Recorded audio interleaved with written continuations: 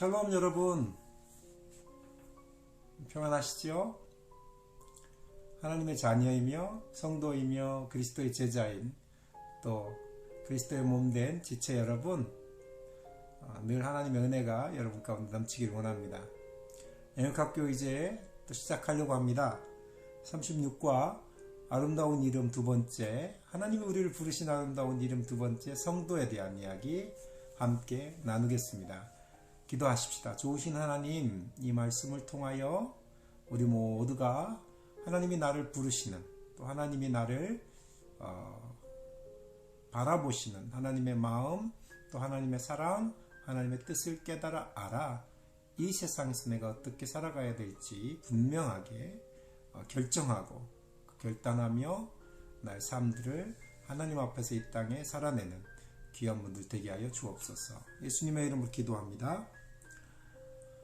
성경에 나오는 하나님의 자녀를 부르시는 하나님의 호칭, 우리 다 알고 있지만 하나님께서 우리를 향한 마음, 그 사랑, 그 기대, 그것들이 다 담겨 있습니다.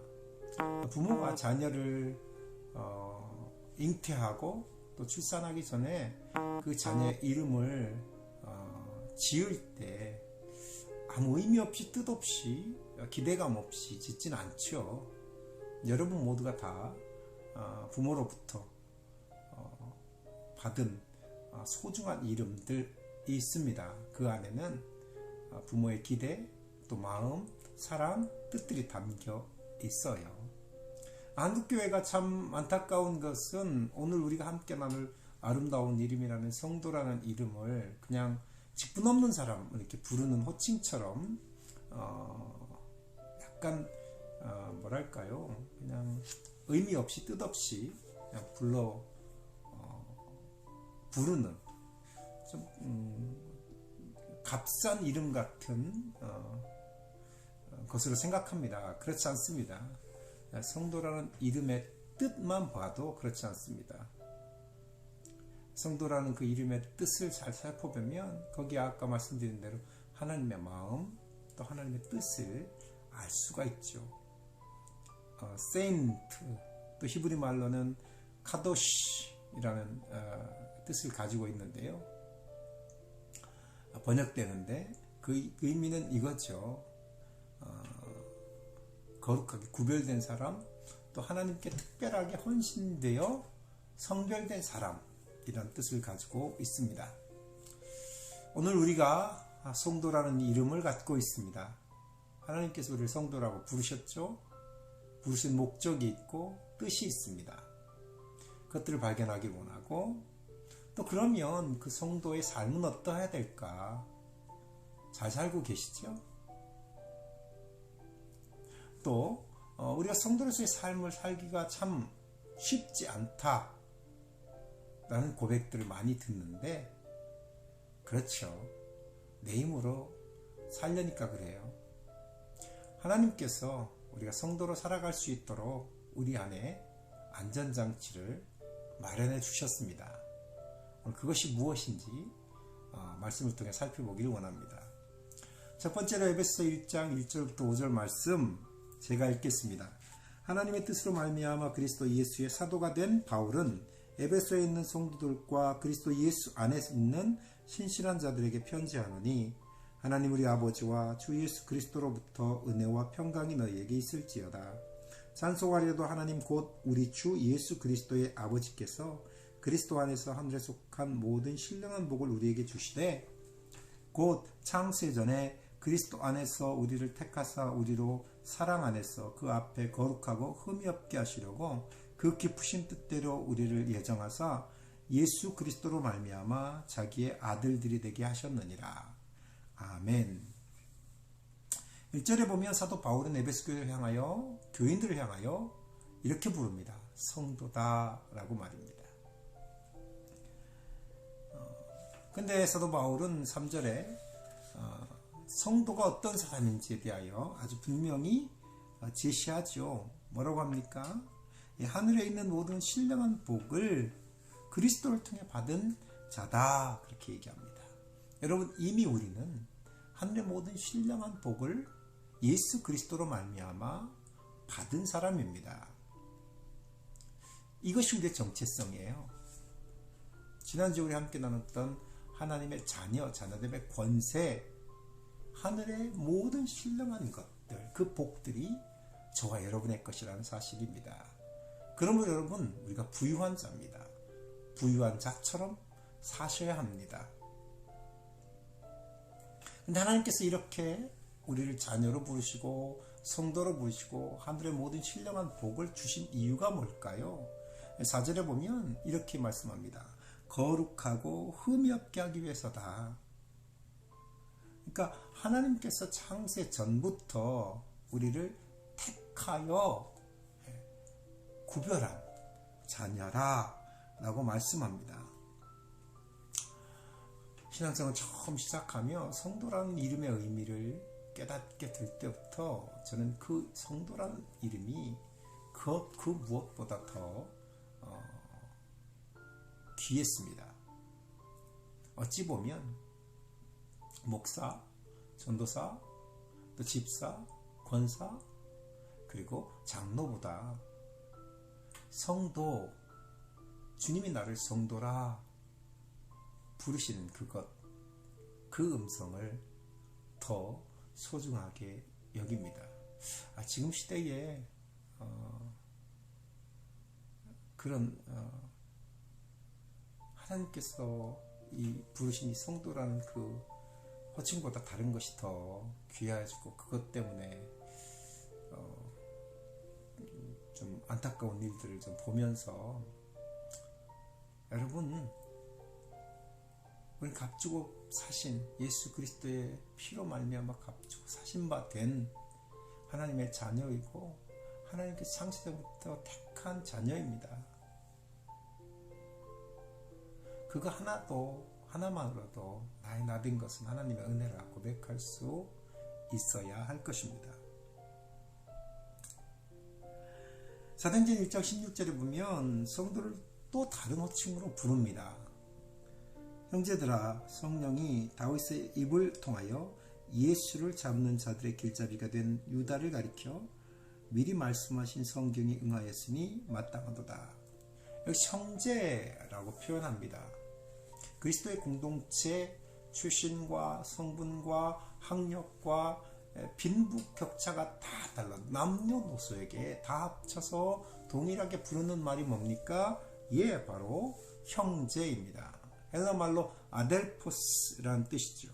주 안에서 믿음으로 하나 된 성도를 부르는 이 형제라는 말은 사도행전에서 아주 많이 사용됩니다. 세어보니까 한 25번 정도 사용되더라고요.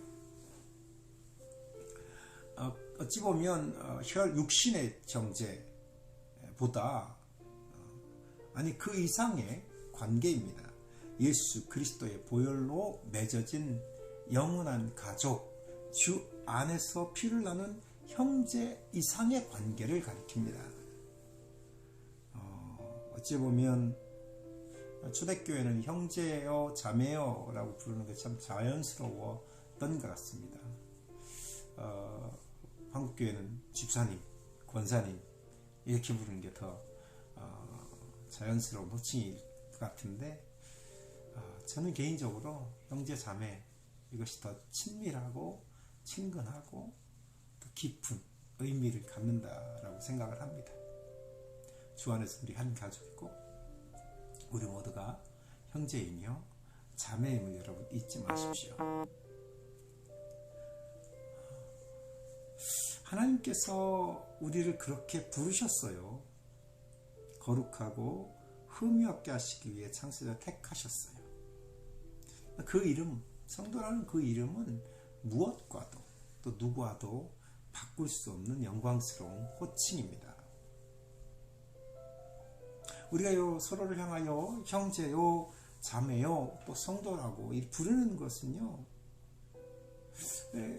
어찌 보면 그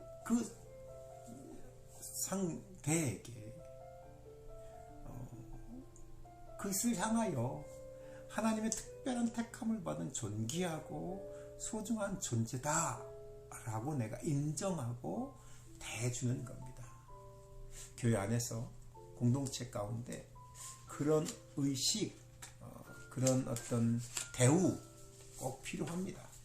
높고 낮음이, 부하고 가난함이, 건강하고 건강하지 못함이 상관없습니다. 어디 출신인지는 필요 없습니다.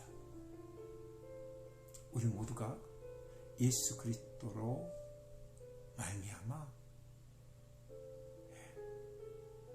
구원받은 성도가 된, 하나님이 그를 사랑하는, 그를 사랑하여서 그의 모든 죄를 사하시고 용서하신 하나님이 보시기에 가장 존귀하고 아름다운 존재임을 인식할 때 사실은요, 용서와 용납과 화해와 또 어찌 보면 양보, 서로를 존귀하게 여기는 것, 그 모든 것들이 자연스럽게 이루어집니다. 내가 성도입니다.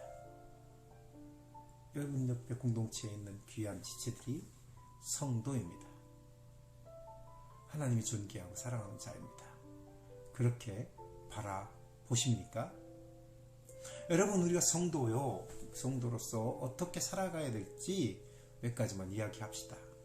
로마서 6장 19절에 보면 이렇게 말씀하죠. 너희 육신의 연약함으로 내가 사람의 예대로 말하노니 전에 너희가 너희 지체를 부정하고 불법에 내어주어 불법에 이른 것 같이 이제는 너희 지체를 의의 종으로 내주어 거룩함에 이르라. 여러분, 내어주십시오. 성도가 되기 이전에는 내가 불법을 행하는 것에 나의 몸을 내어줬다면 이제는 의의 종에게, 의의 병기가 되어 의에게 종으로 내어주어 거룩함에 이르는, 그러니까 하나님이 원하시고 기뻐하시고 하나님의 영광을 위하여 의의 병기가 되도록 여러분 자신을 그렇게 여기고 그렇게 구별되어 살아갈 수 있는 저와 여러분 되기를 원합니다. 이제는 어떠했는지 상관없어요. 이제는 결단하십시오. 나가 성도구나. 나 이렇게 살면 안 되지. 끊을 건 끊고 버릴 건 버리고 또 정말로 취해야 될 것만 취하는 저와 여러분 되기를 원합니다. 골로새서 3장 12절 그러므로 너희는 하나님이 택하사 거룩하고 사랑받는 자처럼 긍휼과 자비와 겸손과 온유와 오래 참음으로 옷 입고 이렇게 말합니다. 너희가 거룩하고 사랑받는 자다. 이미 거룩해졌고 이미 사랑받는 자다. 이미 성도다. 그러니 너희가 해야 될 일이 있다. 그리스도로 옷 입어라. 여기 말씀이 뭐라고 합니까? 긍휼, 자비, 겸손, 온유, 오래 참음으로 옷 입어라 라고 이야기합니다. 지난 수요일에 이 말씀 가지고 함께 나눌 때 모든 지체들이 다 똑같이 얘기하더라고요. 나는 입어야 될 게 많네요 라고요. 여기 이야기한 모든 걸 다 입어야 돼요. 요즘 여러분, 성도로서 내가 더욱 노력해서 입어야 될 것이 무엇입니까? 긍휼입니까? 자비입니까? 겸손입니까? 온유입니까? 오래 참음입니까? 그것을 옷 입으십시오. 이미 여러분 안에 그 능력이 있습니다. 왜요? 로마서 8장 24절에 이렇게 말씀합니다. 27절, 로마서 8장 27절. 마음을 살피시는 이가 성령의 생각을 아시나니 이는 성령이 하나님의 뜻대로 성도들을 위하여 간구하시니라. 우리 안에 성령이 계십니다. 우리가 로마서 8장을 계속 암송하잖아요. 육신의 생각은 하나님을 기쁘시게 못해요. 그렇죠. 영에 속한 자는 영의 생각을 하고 육신에 속한 자는 육신의 생각을 하는데 영의 생각은 생명과 평안이라고 그랬잖아요. 성령이 우리의 마음을 너무 잘 알아요. 하나님의 마음도 너무 잘 알아요. 하나님 우리를 향한 마음이 뭘까요? 그렇죠. 성도로 부르신 목적이죠. 그것을 이루기 위해서는 나의 힘과 나의 노력이 아니라 성령의 도우심이 반드시 필요하다는 겁니다. 여러분 성령의 도우심을 구하셔서 하나님이 나를 성도라고 부르신 그 목적을 이루어드리는 한 생애가 되기를 원합니다. 하루가 되기를 원합니다.